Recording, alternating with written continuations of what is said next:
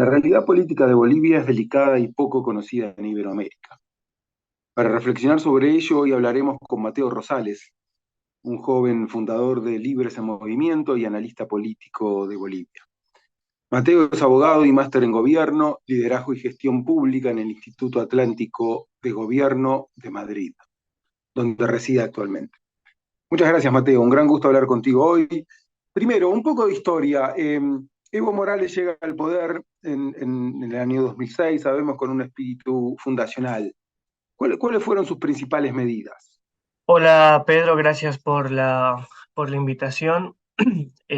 Así es, Evo Morales llega al poder en Bolivia en el año 2006, después de haber conquistado la mayoría absoluta en el país tras las elecciones presidenciales y en medio también de un contexto particular, ¿no? En América Latina, a partir de la llegada de Hugo Chávez al poder en Venezuela a finales de los años 90, surge la nueva ola populista, ¿no? Un populismo con cortes autoritarios, con un corte personalista, caudillista, eh, que pretendía lograr adquirir un cierto poder hegemónico, ¿no? A nivel nacional, en el caso concreto de Bolivia, pero que ha sido una práctica que se ha replicado en varios países de la región, ¿no? Los casos más paradigmáticos podrían ser también Venezuela y Ecuador en este sentido, ¿no? Entonces Evo llega pues con mucho apoyo popular, después de un periodo también convulso, de una inestabilidad política importante, con una crisis económica muy alta, muy peligrosa, ¿no? Que lo vivían los ciudadanos bolivianos y de lo que eran conscientes, ¿no? Entonces, había un sentimiento que buscaba, que requería respuestas más o menos rápidas, pero sobre todo eficientes a las carencias que la sociedad boliviana estaba viviendo y experimentando en esos momentos, ¿no? Había una cierta esperanza cuando Evo llegó al poder, porque además él, su propaganda era la de venderse como un líder indígena, ¿no? Lo cual no es del todo cierto, porque Evo no es de una comunidad, no proviene de una comunidad indígena como tal, viene de las comunidades aymaras que se han incorporado a las ciudades, ¿no? Entonces, él nunca ha tenido tradiciones o una cultura indígena como la conocemos hoy, de los pueblos indígenas, arraigada en su ideario personal, ¿no?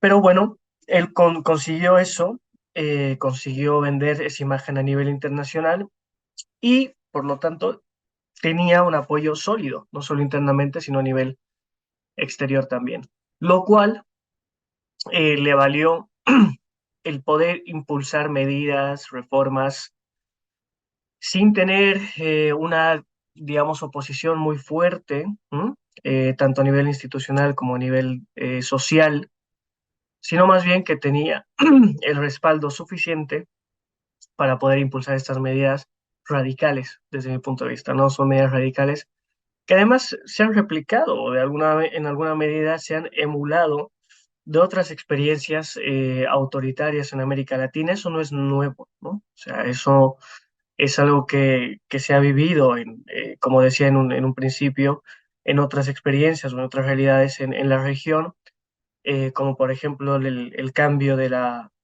reforma total de la constitución política, desde los cimientos, intentando o pretendiendo ofrecer una refundación del Estado, ¿no? A partir de la constitución aprobada en mayorías por afines, por partidarios del movimiento al socialismo, el partido de Evo, se aprueba la nueva constitución en el año 2009 bajo la rúbrica de Estado plurinacional de Bolivia, ¿no?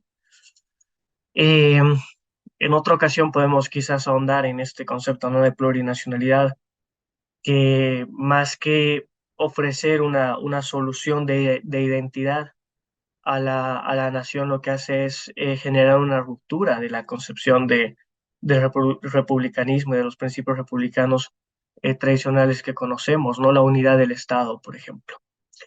Entonces, empieza a imitar también a sus vecinos y a sus aliados en la región, nacionalizando empresas públicas, perdón, empresas privadas y con una política económica muy orientada al gasto público, ¿no? Aprovechando, por ejemplo, el boom de las materias primas, eso que se llamó superciclo de las commodities, que además le valió, ¿no? Fue como una base para sostener o para justificar las medidas que él impulsaba y que su entonces ministro de Economía, actual presidente de Bolivia, Luis Arce, había programado, ¿no? Entonces, cuando uno tiene la cartera llena o las arcas llenas, se puede dar el lujo de implementar estas medidas radicales porque en teoría vienen respaldadas por una buena gestión económica, ¿no? Lo cual es mentira. Ahora mismo lo vemos, ¿no? Ahora mismo lo vemos y el resultado precisamente es que una mala gestión política viene acompañada también de una mala gestión económica. Ha sido una oportunidad perdida, absolutamente, ¿no? O sea, el auge de las materias primas, de los precios internacionales, de los hidrocarburos, las commodities, en ese momento, entre 2007, 2013, más o menos, ¿no? Es digamos, el momento más álgido. Esto es desaprovechado, ¿no? No se ha reindustrializado el país, no se ha diversificado la economía. Bolivia sigue siendo un país exportador de materias primas sin valor añadido, con un nivel de innovación y tecnología nada competitivo. Entonces, esa es más o menos digamos, un resumen, ¿no? Una primera aproximación de lo que fueron los inicios del gobierno de Evo, ¿no? Excelente, muchas gracias, Mateo.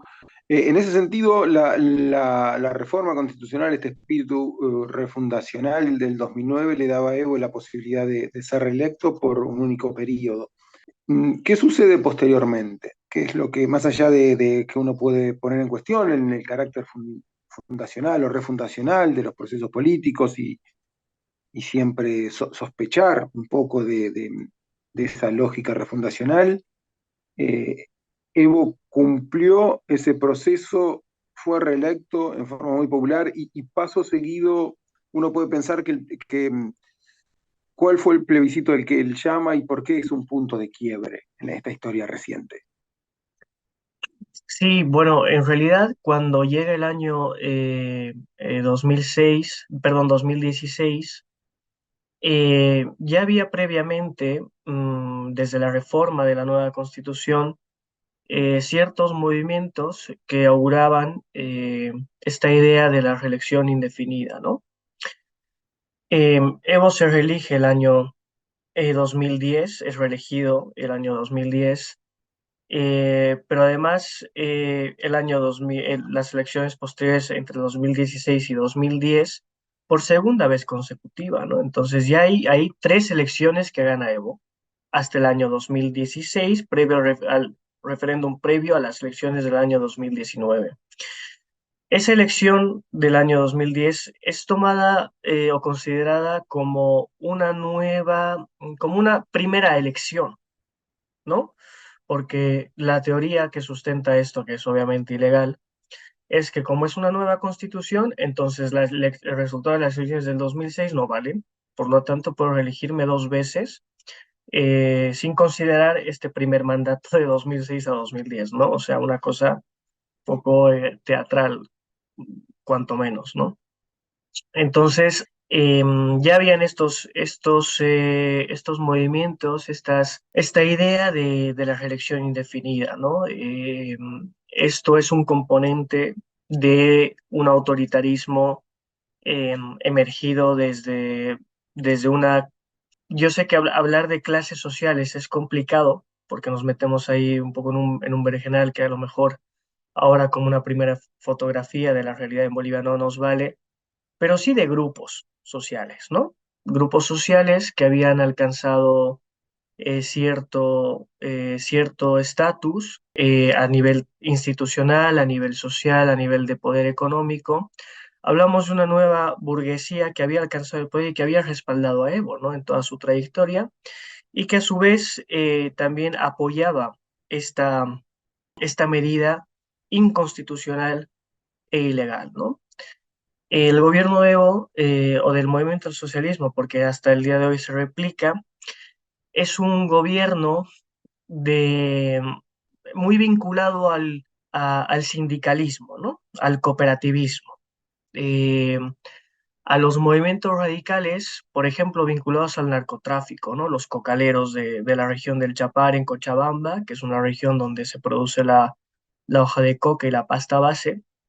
Entonces, son estos grupos que soportan el movimiento del MAS, ¿no? Que no es un movimiento, que es un partido, que es una estructura, ¿no? Pero que tienen calle, o sea, que tienen, que se ve, que se percibe el apoyo social innegablemente, ¿no? O sea, que el año 2015, 16 y posterior, Evo y el MAS tienen cierto apoyo. ¿Qué pasa el 2016? Que llega después de la pretensión de modificar la constitución política a través del referéndum para sostener el periodo indefinido de reelección indefinida, se somete esta medida a un referéndum, ¿no? Entonces, en febrero de 2016, lo que ocurre es que Evo pierde el referéndum, más o menos el resultado fue un 51% de, de la ciudadanía que dijo no a esta reforma constitucional y un 49% que sí respaldaba la reelección indefinida, ¿no? Entonces hablamos en un primer término de una sociedad muy polarizada, ¿no? Realmente, o sea, y además con un resultado con una diferencia mínima, ¿no? Entre una y otra opción.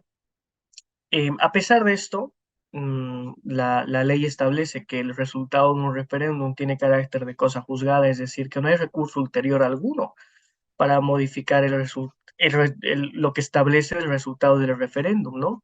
Aún así, mediante un recurso constitucional, el Tribunal Constitucional sometido a los designios del Poder Ejecutivo, resuelve que la reelección indefinida es válida porque, caso contrario, se estaría vulnerando el derecho humano a la representación política, ¿no? Eso se había amparado de una forma eh, civilina y en cierto punto timorata, ¿no? Con bajo el Pacto de San José de Costa Rica, ¿no? O sea, se había justificado esta resolución constitucional con el Pacto de San José de Costa Rica, ¿no? Entonces, eso ocurre el año 2016. A partir de ahí, Evo va perdiendo apoyo social y claro, ahí comienza un punto de inflexión, ¿no? En el análisis, ahí se ve que el MAS llega a tener un punto de inflexión en el sentido de que se constata un quiebre, ¿no? Un quiebre importante, una crisis política muy importante que es aprovechada por la ciudadanía para por un lado, promover la emergencia de nuevos liderazgos y por otro, poner de manifiesto de una vez por todas el carácter autoritario del gobierno de Evo Morales, ¿no?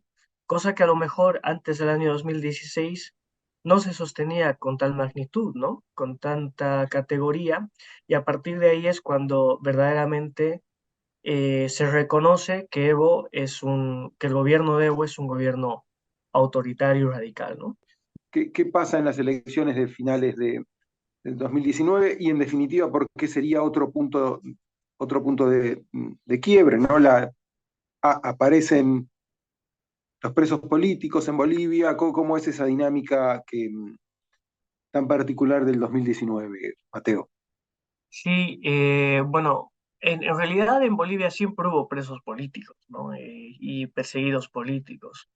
O sea, la cifra hasta el hasta hoy, desde entonces, eh, me puedo equivocar un poco en el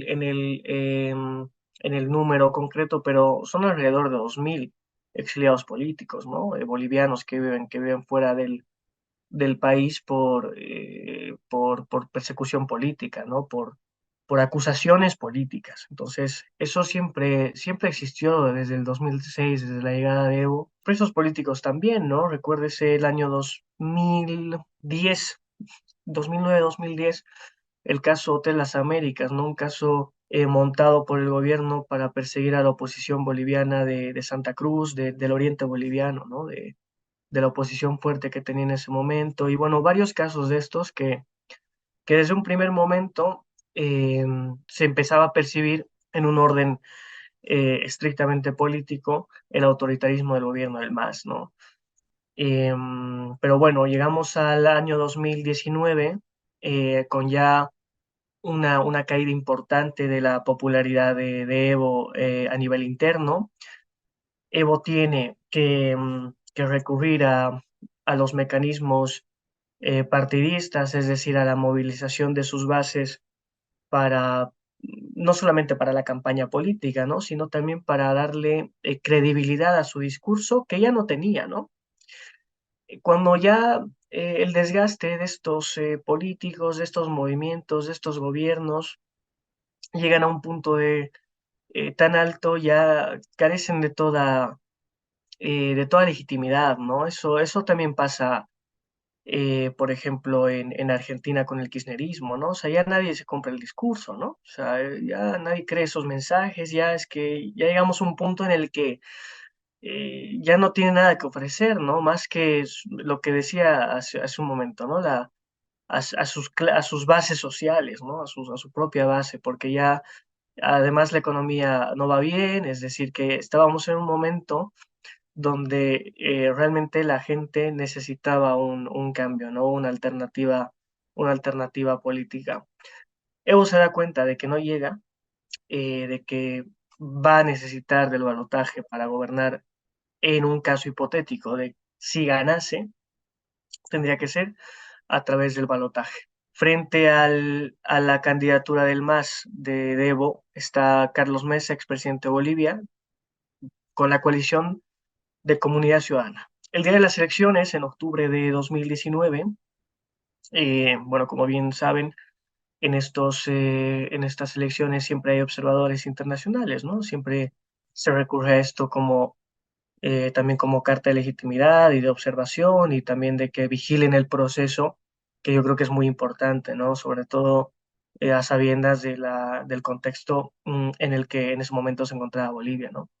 Entonces, la comisión de la OEA eh, hace un seguimiento, por supuesto, muy importante, muy necesario y además meticuloso, ¿no? Del proceso electoral en sí. Entonces, el día de las elecciones había un sistema de conteo rápido que iba arrojando los datos que se corta, ¿no? En el momento del corte, del conteo de los votos, Carlos Mesa superaba a Evo por más de 10 puntos, lo cual daba a pensar de que sí o sí tendríamos que ir al balotaje, ¿no? Carlos Mesa no conseguía mayoría absoluta, pero Evo tampoco. Entonces se suspende el conteo rápido y bueno, paréntesis, lógicamente hay que ser conscientes de que el Tribunal Electoral, el Tribunal Constitucional, todos los poderes del Estado están sometidos al momento socialismo, ¿no? Después de este corte, entonces, lo que sucede es una reversión de los resultados y resulta que el MAS sale ganador en primera vuelta. Esto es observado por la Comisión de la Organización de Estados Americanos, donde en el informe preliminar manifiesta que hay suficientes elementos, suficientes pruebas para determinar que ha habido un posible fraude electoral, ¿no? Esto provoca una movilización contundente de toda la ciudadanía, en todas las ciudades de Bolivia, en todas las capitales. La gente sale a la calle para reclamar unas nuevas elecciones, ¿no? Unas nuevas elecciones transparentes, reguladas, observadas por organismos internacionales que den legitimidad al resultado. Esto provoca la renuncia de Evo y el gobierno de transición, ¿no? De Yanine Áñez, hoy presa política en Bolivia. Un gobierno que dura más o menos, bueno, menos de un año, un poquito menos, que convoca elecciones para 2020 octubre del 2020, que es cuando gana Luis Arce y asegura el retorno ¿A del quién- movimiento del socialismo al poder, ¿no? Perdón, Mateo, ¿a quién le gana Luis Arce y cuál es el resultado de esa elección? Es bastante contundente, ¿verdad? El triunfo, incluso sorprende la magnitud, no necesariamente el triunfo, pero sí la magnitud del triunfo de Arce, ¿verdad? Sí, sorprende desde el punto de vista, digamos, histórico, ¿no? Porque había mucha gente, o sea, hubo mucha gente que observó, que tuvo, digamos, una repercusión, de alguna manera, respecto de la política de Yanine Áñez, ¿no? Yo creo que hay dos elementos de análisis, digamos, en este proceso. Por un lado, después digamos, de las elecciones de 2019 con Evo, había una masa social insatisfecha, con malestar, con las expectativas frustradas en el proceso de cambio que había impulsado Evo Morales, ¿no? Por lo tanto, había una degradación de la imagen pública de Evo como candidato, ¿no? Entonces, eso, digamos, ayudó o coadyuvó a el apoyo que tuvo el 2019 Carlos Mesa. Y por otro lado, la necesidad de dar respuestas a la gente, tanto a nivel institucional como económico, ¿no? Esos dos factores que habían en ese proceso, digamos, que se fue gestionando hasta el 2019 y también posteriormente. ¿Qué pasa el 2020? Que llega la pandemia. Llega la pandemia del COVID-19 con un gobierno de Lenín Áñez débil, improvisado y en cierta medida también revanchista, ¿no? Lo cual hizo daño al proceso, lo cual hizo daño al proceso de transición, porque hay un elemento aquí que, que le da la razón a los partidarios del MAS cuando manifiestan que era un gobierno, digamos, oportunista, ¿no?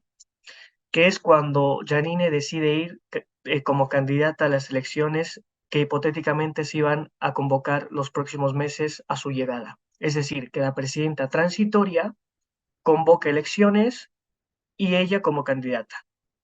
Y ahí ya es la ruptura definitiva del proceso de transición. Ahí ya carecemos, ahí lo que le pasó a Evo el 2016 con el referéndum y la reforma de la Constitución, la petición de la reelección el 2016, ocurre a la oposición el 2020, cuando Janine decide ir de candidata.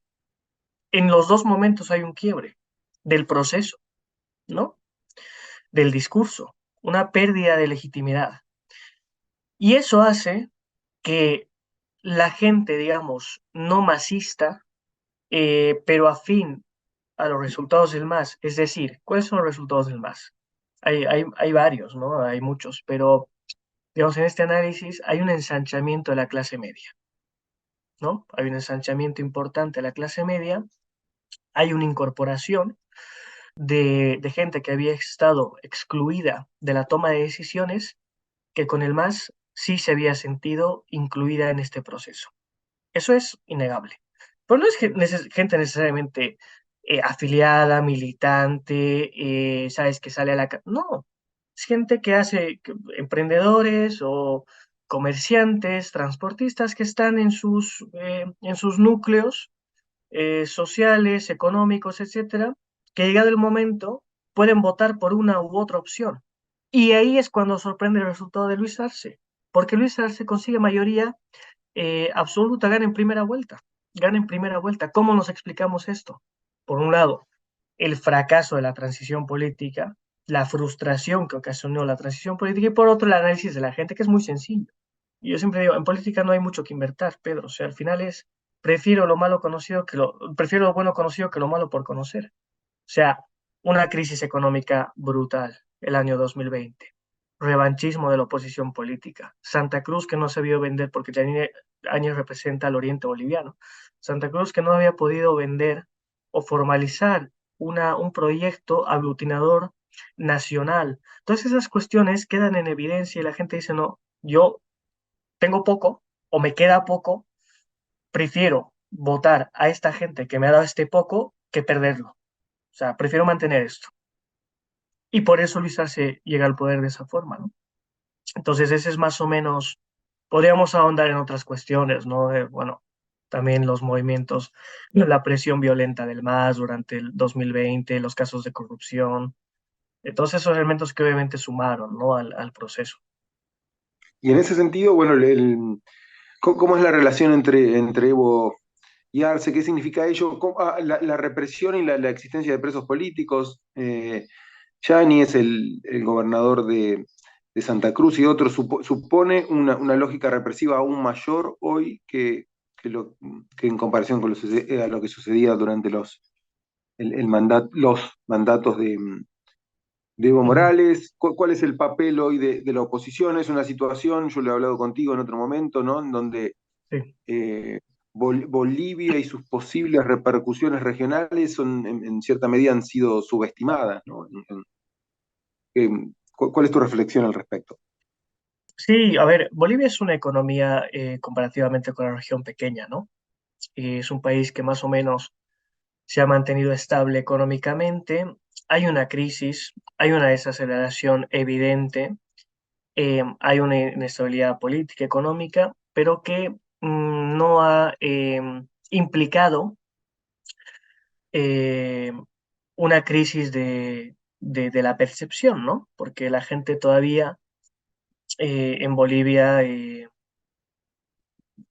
tiene dificultades, pero no le supone la pérdida de su trabajo, ¿no?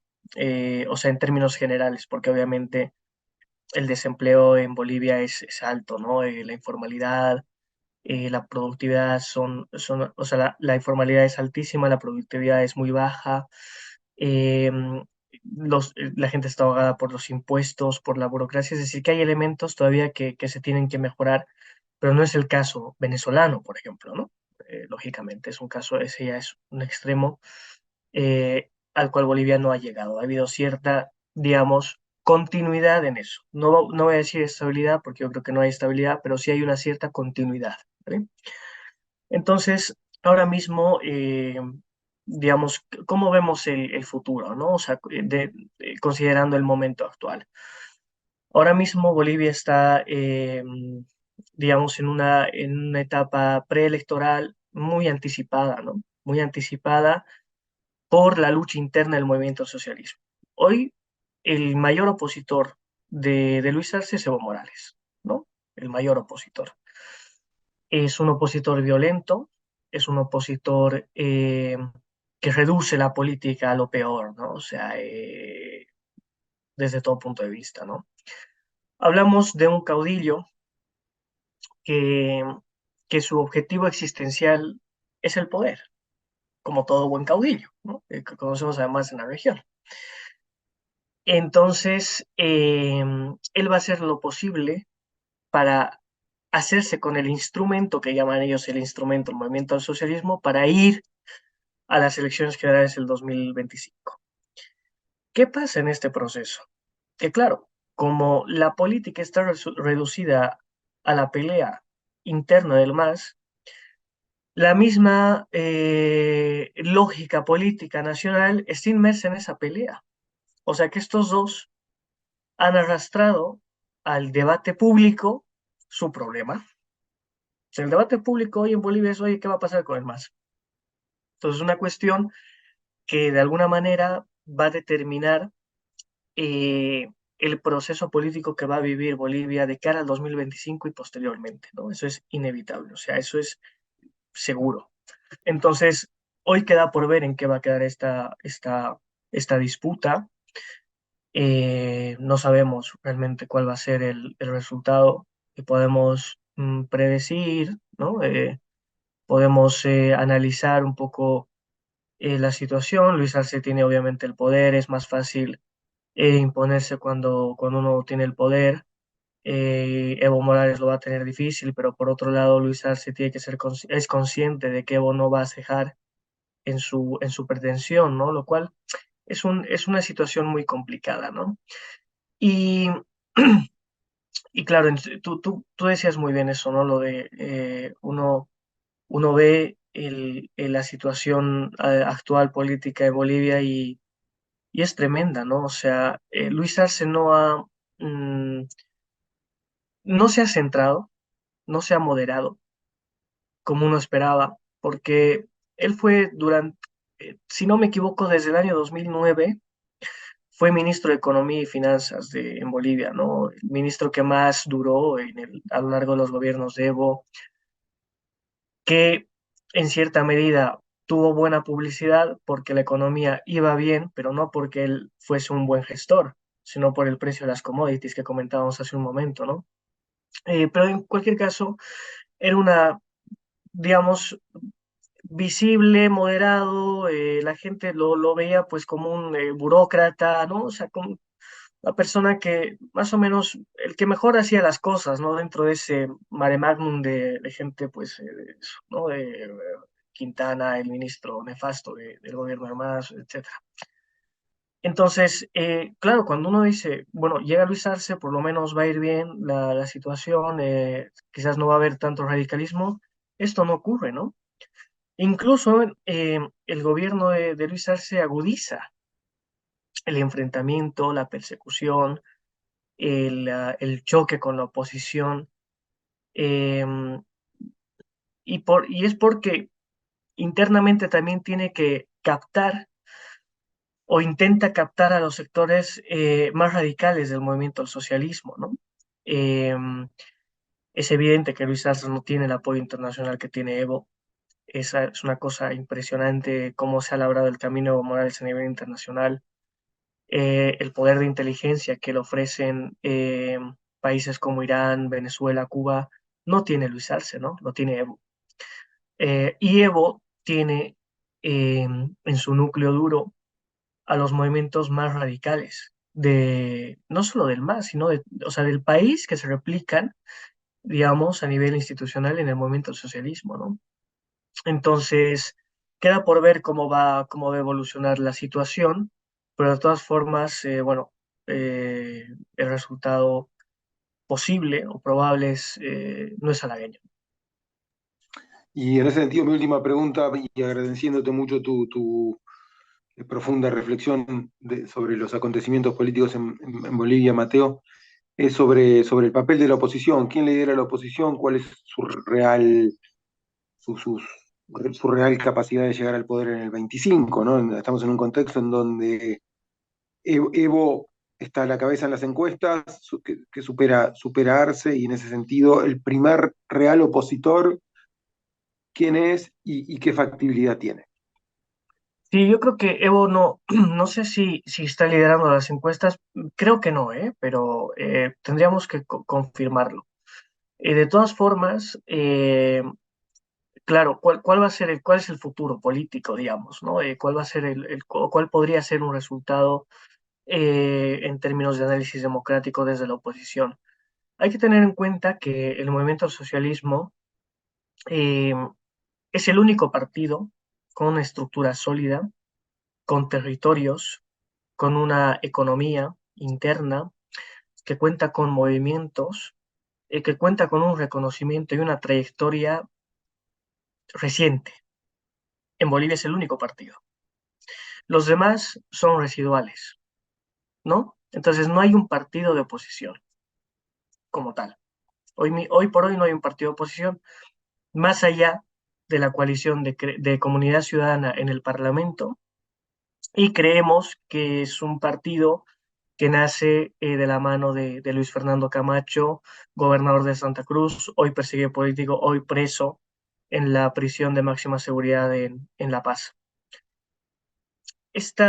Digamos, este fenómeno del movimiento al socialismo, esta agudización que decíamos ahora mismo de Luis Arce, demuestran una cuestión clave, ¿no? O sea, en el análisis llegamos a esta conclusión, que el problema no es el caudillo de turno, no es Evo o Arce en sí mismo, es el partido el problema. O sea, la lógica hegemónica, el ataque frontal al pluralismo político, eh, estas recetas intervencionistas hegemónicas vienen de la concepción que tiene el partido respecto de la democracia. ese es el kit de la cuestión, ¿no?